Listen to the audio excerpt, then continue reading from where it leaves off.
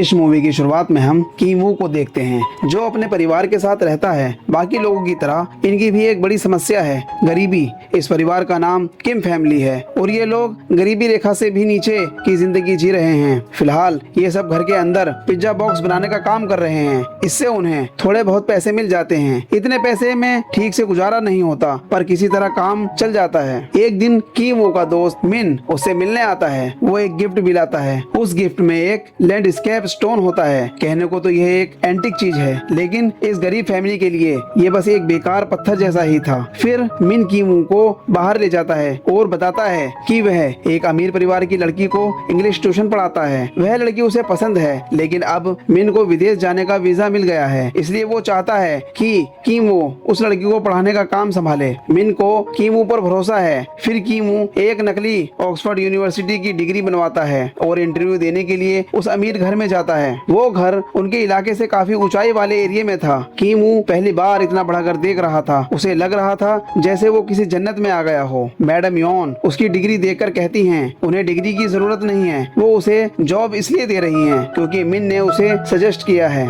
लेकिन मैडम कहती है कि आज पहले दिन मैं तुम्हारा लेसन खुद देखूंगी ताकि पता चल सके कि तुम पढ़ाते कैसे हो। अब मिलते हैं मैडम की बेटी डा हाय से। वो नए टीचर के सामने बहुत नर्वस है। फिर कीमू उसे अच्छे से मोटिवेट करता है। वो पूरा मन लगाकर उसे पढ़ाता है। मैडम उसे 1 महीने की सैलरी एडवांस में दे देती हैं। मैडम कहती हैं आज से हम तुम्हें केविन बुलाएंगे। तभी वहाँ उनका छोटा बेटा आता है। उसका नाम नीसंग था। मैडम बताती है कि यह बहुत शरारती है लेकिन इसे ड्राइंग में खास दिलचस्पी है। वह इसके शौक को आगे बढ़ाना चाहती है और इसके लिए एक अच्छा ड्राइंग टीचर ढूंढ रही है। तभी कोविन के दिमाग में एक आइडिया आता है। वो मैडम को बताता है कि वह एक अच्छे ड्राइंग टीचर को जानता है जिसे छोटे बच्चों को संभालना भी आता है। मैडम कहती है कि उसे ले आओ। अगले दिन केविन अपनी बहन को टीचर बनाकर वहाँ ले आता है। उसका नाम की जंग था लेकिन मैडम उसे जैसी का नाम दे देती है। अब केविन और डा हाय भी एक दूसरे की तरफ आकर्षित हो जाते हैं। डा हाय का प्यार सच्चा और मासूम था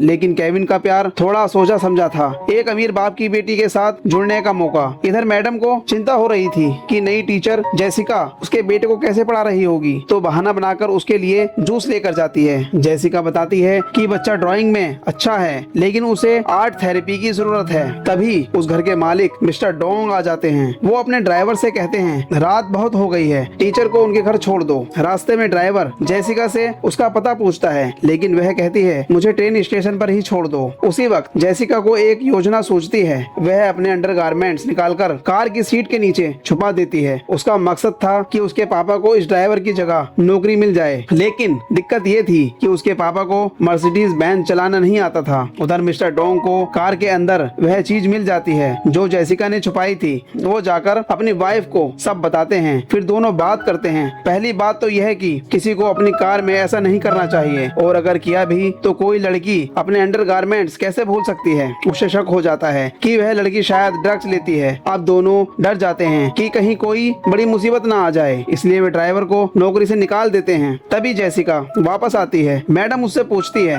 क्या उस दिन कार में कुछ हुआ था। जेसिका मना कर देती है और कहती है मैं तो स्टेशन पर ही उतर गई थी। मैडम कहती है एक शर्मनाक हरकत की वजह से हमने ड्राइवर को निकाल दिया। फिर जेसिका कहती है मेरे एक अंकल हैं, वो पहले एक फैमिली के लिए ड्राइविंग करते थे, मर्सिडीज बेंज भी चला सकते हैं। अब वो मिस्टर किम पापा को नौकरी दिलवा देती है। अब अगला निशाना थी वो मैड जिसका नाम मून था। जब मिस्टर डोंग ने यह घर खरीदा था तो पहले वाले मालिकों ने मून को भी साथ में ही सौंप दिया था, यानी वह बहुत सालों से इस घर में काम कर रही थी। उसे निकालना बहुत मुश्किल था। एक दिन डा हाय फल खा रही थी। तभी वह केविन को बताती है कि इस घर में आड़ू लाना मना है क्योंकि मून को आड़ू के बारीक बालों से एलर्जी है। अब केविन की शरारती सोच काम करने लगती है। वह आड़ू के बाल इकट्ठा करके मून के ऊपर गिरा देता है, यह जानते हुए कि उसे सांस लेने में दिक्कत हो जाएगी और हालत खराब हो सकती है। मून तबीयत बिगड़ने पर हॉस्पिटल जाती है। वहीं मिस्टर किम उसकी तस्वीर खींच लेते हैं। फिर किम मैडम को बहकाने लगते हैं कि आपकी मैट को टीबी जैसी बीमारी है और वो यह बात छुपा रही है। मैडम आपके घर में छोटा बच्चा भी है, उसे खतरा हो सकता है। किम कहते हैं घर आने से पहले किम अपनी बेटी को मैसेज करता है और जेसिका फिर से आड़ू के बाल मून के ऊपर छिड़क देती है। जब मैडम घर आती है तो देखती है कि मून बुरी तरह खांस रही है। उसके जाने के बाद किम कूड़ेदान से मून का इस्तेमाल किया हुआ टिश्यू पेपर निकालता है और उस पर लाल रंग छिड़क कर मैडम को दिखाता है जैसे कि खून निकला हो। मैडम इस जाल में फंस जाती जाती है। अब मैडम एक बहाना बनाकर मून को नौकरी से निकाल देती है। मून को तो अंदाजा भी नहीं था कि उसके साथ इतनी बड़ी साजिश हो गई है। अब केविन और जेसिका अपनी माँ को इस घर में ले आते हैं। पैरासाइट की तरह यह पूरी फैमिली उस घर में बस जाती है जैसे कि वो उनका ही घर हो। एक दिन छोटा बच्चा महसूस करता है कि इन सब लोगों से एक जैसी महक आ रही है। फिर घर जाकर ये चारों आपस में सोचते हैं कि अब से हम सब अपने कपड़े अलग अलग डिटर्जेंट से धोएंगे ताकि किसी को शक ना हो। इन चारों को बहुत अच्छी नौकरियां मिली थी और ये उन्हें खोना नहीं चाहते थे। अगले दिन मिस्टर डोंग अपनी फैमिली के साथ बेटे का जन्मदिन मनाने पिकनिक पर जाने वाले थे। जाते जाते वो घर की पूरी जिम्मेदारी मून को दे देते हैं और कहते हैं कि तीनों कुत्तों को खाना टाइम पर दे देना। अब 2-3 दिन के लिए सबकी मौज शुरू हो जाती है। ये चारों इस घर में मजे से रहने लगते हैं, लग्जरी लाइफ जी रहे थे, शराब पी रहे थे, चिल कर रहे थे। ये सब उन कॉकरोच की तरह थे जो रात में बाहर निकलते हैं जब घर के असली मालिक नहीं होते। इसी दौरान केविन कहता है कि वह डा हाय से शादी करना चाहता है। जब शादी हो जाएगी तो ये घर अपना हो जाएगा। बाहर बहुत तेज बारिश हो रही थी, तभी अचानक डोरबेल बजती है। चूंग दरवाजा खोलने जाती है और देखती है कि बाहर पुरानी मैड मून खड़ी है। वह कहती है मैं कुछ सामान भूल गई थी, वही लेने आई हूँ। ना चाहते हुए भी चूंग दरवाजा खोल देती है। बाकी सभी लोग छिप जाते हैं। मून कहती है कि उसका सामान बेसमेंट में रखा है। फिर वह नीचे चली जाती है। सब उसका बाहर आने का इंतजार करते हैं। काफी देर हो जाने पर चूंग नीचे जाती है और देखती है कि मून एक अलमारी को खिसकाने की कोशिश कर रही है। चूंग उसकी मदद करती है और तभी मून एक सीक्रेट दरवाजा खोल देती है। वो दरवाजा एक सुरंग की तरह था। मून अंदर चली जाती है। चूंग भी पीछे पीछे जाती है और देखती है कि अंदर एक आदमी लेटा हुआ है। उसका नाम बिरजू था। मून उसे दूध पिलाती है। पीछे से बाकी तीनों केविन, जेसिका और किम भी सुरंग में आ जाते हैं। चूंग पूछती है तुम्हारा पति यहाँ कब से रह रहा है? मून बताती है करीब 4 सालों से इस सुरंग के बारे में मिस्टर डोंग की फैमिली को कुछ पता नहीं है। पिछले मालिकों ने ये सुरंग बनवाई थी, अगर कभी युद्ध या पुलिस का छापा पड़े तो छुपने के काम आए। मून आगे कहती है मेरे पति ने एक माफिया से कर्ज लिया था जो चुका नहीं पाया, इसलिए वो उसकी जान के पीछे पड़ गया है। तभी से वो यहाँ छुप कर रह रहा है। चूंग गुस्से में कहती है अपने पति को लो और यहाँ से निकल जाओ वरना पुलिस को बुला लूंगी। मून हाथ जोड़कर गिड़गिड़ाती है हम पर बहुत कर्ज है, अगर बाहर गए तो वो लोग मेरे पति को मार डालेंगे, प्लीज थोड़ी रहम करो। तभी किम का पैर फिसल जाता है और वो तीनों किम, जेसिका, केविन नीचे गिर पड़ते हैं। मून देख लेती है कि ये सब क्या कर रहे हैं। वह समझ जाती है कि ये सब लोग झूठ बोलकर इस घर में घुसे हैं। वह अपना फोन निकालती है और वीडियो बनाना शुरू कर देती है। केविन कहता है पापा मेरे पैर में चोट लग गई है। ये बात रिकॉर्ड हो जाती है। मून कहती है मुझे पहले से शक था, अब यकीन हो गया है कि पूरी की पूरी फैमिली बदमाश है। वह धमकी देती है कि मैं ये वीडियो मैडम को भेज दूंगी। फिर वह अपने पति को लेकर ऊपर जाने लगती है। बिरजू को इतने महीनों बाद ऊपर आकर बहुत अच्छा लग रहा था। अब मून ने इन चारों को हाथ ऊपर करके बिठा रखा था। वह इनकी एक और वीडियो बनाती है जिसमें ये दिख रहा था कि कैसे मालिकों की गैर मौजूदगी में ये मजे कर रहे थे। बिरजू कहता है मैं तो इतने सालों से छुप कर रह रहा हूँ, कभी कोई नुकसान नहीं किया, लेकिन तुम लोग तो हद ही कर रहे हो। तभी सब लोग फोन छीनने की कोशिश करते हैं। सब में छीना झपटी शुरू हो जाती है। मून शराब की बोतल उठाकर सबको पीटने लगती है। तभी जेसिका फ्रिज से आड़ू निकाल लाती है और सारे आड़ू मून के ऊपर फेंक देती है। उधर केविन फोन उठाकर वीडियो डिलीट कर देता है। इसी बीच घर का लैंडलाइन फोन बजता है। चूंग फोन उठाती है। फोन उसकी मैडम का था। मैडम कहती है रमयोन नाम की डिश बनाओ, हम 10 मिनट में घर पहुंच रहे हैं। कैंपिंग की जगह बहुत बारिश हो रही है, इसलिए हम वापस आ रहे हैं। अब सबके होश उड़ जाते हैं। ये सब लोग जल्दी जल्दी घर की सफाई में लग जाते हैं। मून और उसके पति बिरजू को वापस उसकी सुरंग में बंद कर देते हैं। सफाई पूरी भी नहीं हो पाती कि फैमिली घर आ जाती है। ये चारों इधर उधर छिप जाते हैं। जैसे लाइट जलते ही कॉकरोच भागते हैं। मून फिर से ऊपर आने की कोशिश करती है, लेकिन चूंग उसे लात मारकर नीचे गिरा देती है। फिर किम उसे वापस सुरंग के अंदर ले जाता है। बिरजू एक स्विच को बार बार ऑन ऑफ कर रहा था। यह स्विच बाहर लगी लाइट का था। फिर वह बताता है कि यह मोर्स कोड है, यानी लाइट के जरिए भी हम किसी को संदेश भेज सकते हैं। लेकिन डोंग और उसकी फैमिली को यह भाषा समझ नहीं आती थी। फिर किम उसे एक पाइप से बांध देता है। उधर मैडम चूंग को बताती है कि हम अपने बेटे का जन्मदिन इस घर में कभी नहीं मनाते, क्योंकि एक बार जब वह रात को केक खा रहा था उसने किचन में एक भूत देख लिया था। वह इस घटना को आज तक नहीं भूल पाया। इधर बिरजू किम से कहता है यह मेरा घर है, मुझे यहाँ रहने में अच्छा लगता है, प्लीज मुझे बाहर मत निकालो। लेकिन किम उसकी बात अनसुनी कर देता है और उन्हें वहीं छोड़कर ऊपर चला जाता है। अब चूंग अपने पति और दोनों बच्चों को वहाँ से बाहर निकालने की कोशिश करती है। तभी डी सोंग आ जाता है और ये चारों फिर से टेबल के नीचे छिप जाते हैं, जैसे कॉकरोच अंधेरे में छिपते हैं। डी सोंग बाहर गार्डन टनल में अपना टेंट लगाता है और उसी में सोने को कहता है। मिस्टर डोंग वॉकी टॉकी पर उससे बात करते हैं और कहते हैं हम लिविंग रूम में ही हैं, अगर डर लगे तो हमें बता देना, मैं लेने आ जाऊंगा। फिर मैडम कहती है हम भी यहीं सो जाते हैं। तभी मिस्टर डोंग कहते हैं मुझे यहाँ कुछ अजीब सी गंध आ रही है, ये वही बदबू है जो कार में आती थी, ऐसी बदबू जैसे कि झुग्गी में रहने वालों से आती हो। उनकी ये बात किम को बहुत बुरी लगती है, वो इसे दिल पर ले लेता है। रात में जब मिस्टर डोंग और मैडम सो जाते हैं तो वह तीनों किम, चुंग और जेसिका चुपचाप टेबल के नीचे से निकलते हैं और घर से बाहर जाने की कोशिश करते हैं। वे गैराज में जाकर वहां से निकल जाते हैं।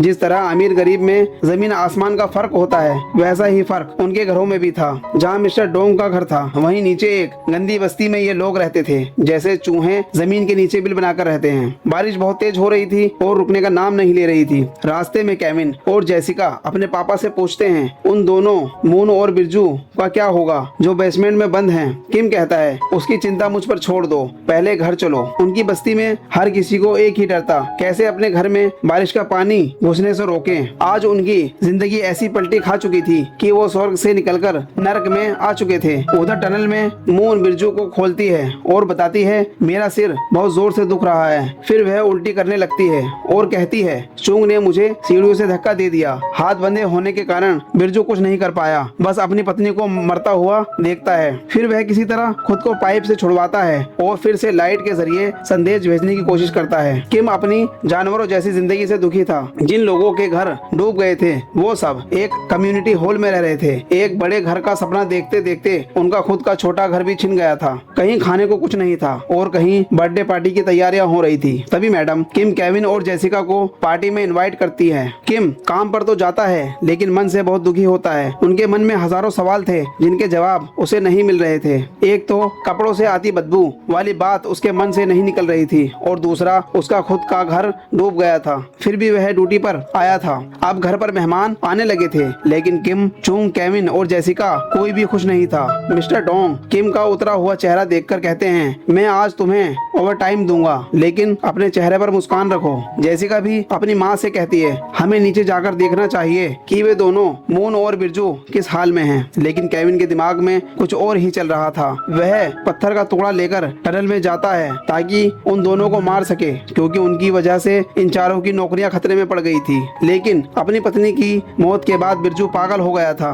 वो केविन पर हमला करता है। केविन जान बचाकर ऊपर भागता है। बिरजू उसके पीछे आता है और उसी पत्थर से उसका सिर फोड़ देता है। फिर वह एक बड़ा चाकू लेकर बाहर पार्टी में जाता है और बर्थडे का केक ला रही जेसिका को मार देता है। इसके बाद वह चूंग को मारने की कोशिश करता है लेकिन चूंग उससे भिड़ जाती है और बिरजू को मार देती है। ये सब किम दूर बैठे देख रहा था। उसका दिमाग सुन्न हो गया था। लेकिन तभी मिस्टर डोंग को फिर से बदबू आने की बात याद आ जाती है। वह फिर से कुछ बोलने लगता है। किम को यह बात बहुत बुरी लगती है और वह गुस्से में मिस्टर डोंग को मार देता है। ऐसा करके वह वहाँ से भाग जाता है। कुछ दिन बाद जब केविन को होश आता है तो उसकी दिमागी हालत कुछ ठीक नहीं थी। डॉक्टर कहता है कि धीरे धीरे यह ठीक हो जाएगा। अब अदालत केविन और उसकी माँ चूंग को प्रोबेशन पर छोड़ देती है। जब केविन को पता चलता है कि उसकी बहन मर चुकी है और उसके पापा का कोई अता पता नहीं है, तब भी वह हंस रहा था। फिर सर्दियाँ आ जाती हैं। केविन पहाड़ों पर जाता है जहाँ से उसका घर बिल्कुल साफ दिखाई देता था। अब उस घर में एक नई फैमिली रहती थी। देर रात केविन देखता है कि घर की एक लाइट बार बार जल बुझ रही है। वह उस लाइट का ग्राफ नोट करता है और उसे सॉल्व करने की कोशिश करता है।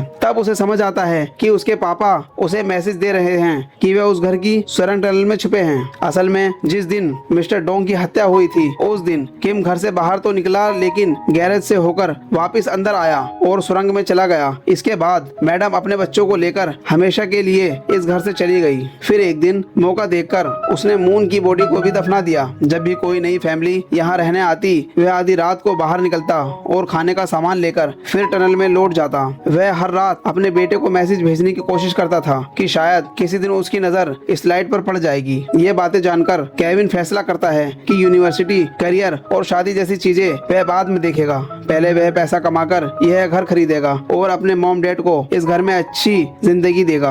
वह जानता था कि उसके पापा घर की टनल में हैं, लेकिन फिर भी उसने उन्हें बाहर नहीं निकाला, क्योंकि अगर ऐसा करता तो पुलिस उन्हें पकड़ लेती। जब तक वह टनल में थे तब तक सुरक्षित थे। तो दोस्तों, यह मूवी देखकर आपको कैसा लगा कमेंट में जरूर बताना।